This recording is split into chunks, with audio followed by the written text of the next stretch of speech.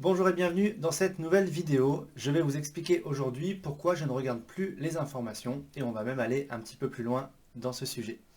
Alors, avant tout, je tiens à vous dire qu'on va pas du tout aborder la partie complotisme ou désinformation ou etc. C'est pas du tout le propos. Simplement, en fait, je me suis rendu compte il y a une dizaine d'années que je prenais le petit déjeuner, j'étais tout seul et puis je regardais les informations, une chaîne d'information assez connue pour pas la nommer. Et puis finalement, j'ai vu des choses qui n'étaient pas très agréables à voir. Et puis pendant la matinée, comme ça, je repensais à ça. Et puis je me suis dit, ben finalement, dès le matin, en fait, je me pollue moi-même. Et ce qui fait que je commence ma journée, non pas avec mes propres pensées, mais avec des pensées qui sont liées à ce que j'ai pu voir. Et donc j'aimerais vous expliquer finalement qu'on a notre conscient et notre inconscient. Donc pourquoi je fais ça? Parce que notre conscient, on va imaginer que c'est environ 10% et que notre inconscient c'est 90%. Même si dans le fond c'est moins de 10 et beaucoup plus que 90, mais pour que ce soit logique et facile à comprendre, en tout cas, on va dire que votre conscient c'est 10%, il est en premier plan, et votre inconscient c'est 90%, il est en arrière-plan. Comment fonctionne votre inconscient? Eh bien il a comme une base de données. Comment cette base de données s'est-elle créée? Eh bien, au travers de vos cinq sens. Et depuis notre naissance, même avant notre naissance, on a comme ça emmagasiné, enregistré de l'information, des expériences, et tout ça, c'est stocké dans cette base de données.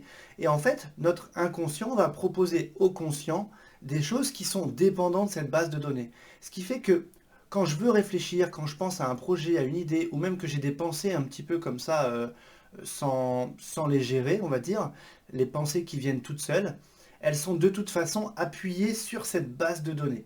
Et cette base de données, on vient de dire, elle s'enrichit au travers de nos cinq sens. Donc il y a ce que je vois, ce que j'entends, ce que je ressens, ça peut être effectivement ce que je goûte et ce que je sens à différents niveaux. Mais en tout cas, on va comme ça avoir nos cinq sens qui vont venir enrichir notre base de données. Et j'ai remarqué effectivement que les informations, bien voilà, c'est ce qui fait vendre, mais c'est pas forcément des super nouvelles, des super sujets, ce sont pas des choses très agréables. Et j'ai remarqué que ça venait polluer comme ça ma base de données, et c'est pour cette raison que j'ai décidé de plus du tout les regarder. Et pour aller un petit peu plus loin dans ce sujet-là, je regarde pas non plus par exemple tout ce qui est film d'horreur, toutes les choses où il y a des émotions, on va dire, négatives assez fortes, des images assez trash. Pourquoi? Parce que de toute façon, une fois que je l'ai vu, c'est rentré dans mon système. Et pour déprogrammer ça, c'est pas une mince affaire. C'est pas impossible, mais franchement, si on commence tous les jours à se nourrir de tout ça, eh bien forcément, qu'est-ce qui va se passer? C'est que quand je vais avoir mes pensées qui sont un petit peu flottantes, eh bien ça va s'appuyer sur cette base de données. Alors que si je ne regarde pas tout ce type de contenu, on va dire plutôt négatif, eh bien je protège ma base de données. Je protège comme ça mes portes d'entrée que sont mes cinq sens. Et en fait, c'est quelque chose que j'utilise au quotidien. C'est-à-dire que je vais même également choisir les lieux où je vais, des lieux où je ne vais pas, les personnes que je fréquente, des personnes que je ne fréquente pas, etc. Tout ça pourquoi? Pour protéger cette base de données. Et comme ça, finalement, eh bien, je garde plutôt le contrôle. Et ça va être pareil sur vos lectures. Selon ce que vous allez lire, ça va influencer. C'est pour ça qu'on dit, si vous prenez un livre de développement personnel ou plutôt positif, que vous lisez quelques pages avant de vous endormir, bien, qu'est-ce qui va se passer? Vous allez enrichir votre base de données avec cette thématique-là, donc cette vibration plutôt positive, on va dire, et forcément tout ça, ça va travailler. Et donc quand on va avoir des idées, eh bien, qu'est-ce qui va se passer? Ça va s'appuyer sur cette base de données, et donc, vous voyez, c'est mieux d'avoir le contrôle. Donc voilà pourquoi je ne regarde plus les informations, et que je choisis comme ça un petit peu ce que je vais consommer au travers de mes cinq sens. Et je vous invite à faire pareil. Alors ça ne veut pas dire que je vous demande ou je vous dis de ne pas regarder les informations, mais en tout cas, interrogez-vous sur l'impact que ça a sur vous.